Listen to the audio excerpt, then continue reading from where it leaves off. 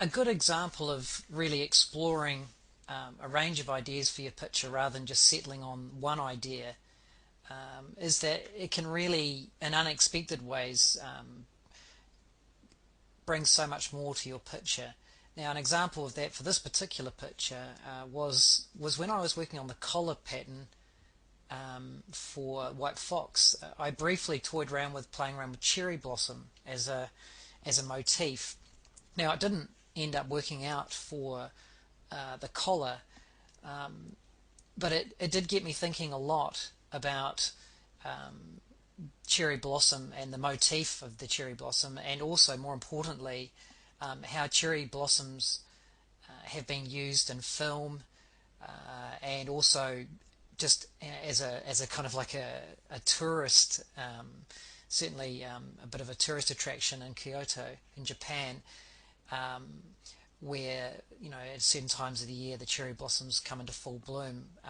But a friend of mine who was there was saying how interesting it was when the wind blew. It was just to see like a blizzard of petals. And a lot of Asian film directors, like if you watch films like Hero and House of Flying Daggers, those kind of films, they'll often use flowers and leaves, particularly flowers, to good effect to add drama and interest and colour. Now, where this is all going, so I decided that the cherry blossom um, was going to be my inspiration for the fan design, the pattern on the fan. Asian Chinese pattern work for fans are quite striking. Some of the ones that I found, and a simple red and white approach was definitely seemed to be the way to go. I was looking at a lot of Chinese lanterns for inspiration, and again, because it's just a part of the picture that I'm not wanting the viewer to spend countless hours looking at. I'm trying to generate a degree of recognizability in the pattern work, but it's not like it needs to be perfected, hyper realistic pattern work. So I've decided to take it into a new Photoshop file, and I've obviously the fan is a half circle or more than a half circle, but I thought I'd just start with a circle, and all I'm doing here is just playing around with some, again, different flow lines and different shapes to try to evoke a cherry blossom tree and flowers. And I've got a number of cherry blossom and tree reference next to me. And so the process for this is just, once I get it to a certain point, is that I will copy and paste the pattern that I've come up with and probably flip it and then apply it to the fan. So I'll just let this play out for a little bit more and see if there's anything more I can add to it.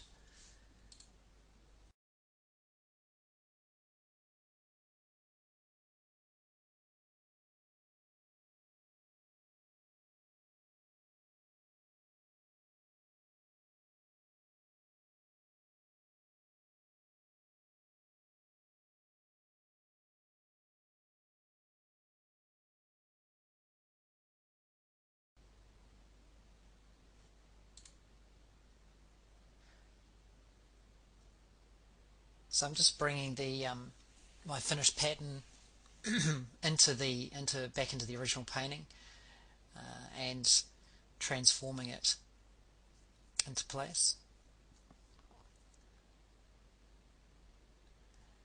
And like some of the other pattern work that I've shown you today, I'll generally might run a couple of filters over it too, maybe a slight emboss filter, or potentially sometimes like a paint daubs filter, something like that, just to sort of break it up and sort of get it to sit a little better. Sometimes it sharpens up the edges a little bit too, or alternatively can soften stuff off. So it's quite a good trick and quite a quick and easy way of creating pattern work without driving yourself insane by meticulously drawing it into the shape to start with. And probably the greatest benefit that I had stumbling upon the cherry blossom idea was that I realized that the one thing that was really badly missing from this picture was any kind of sense of movement. It was a very static and very, to a degree, intentionally static composition. But I started to feel like it was kind of a little too static, and that I needed to bring something that had a degree of that promised the sense of movement. And obviously, if it was an outdoors scene, you'd probably have wind blowing here around, or something like that. But because I'd already started going down that road of looking at cherry blossoms, and I remember my friends' comments about how it was like a blizzard in the air. That's when I stumbled across the idea of I should have petals falling from above, and that's something that I'm going to quickly head to next.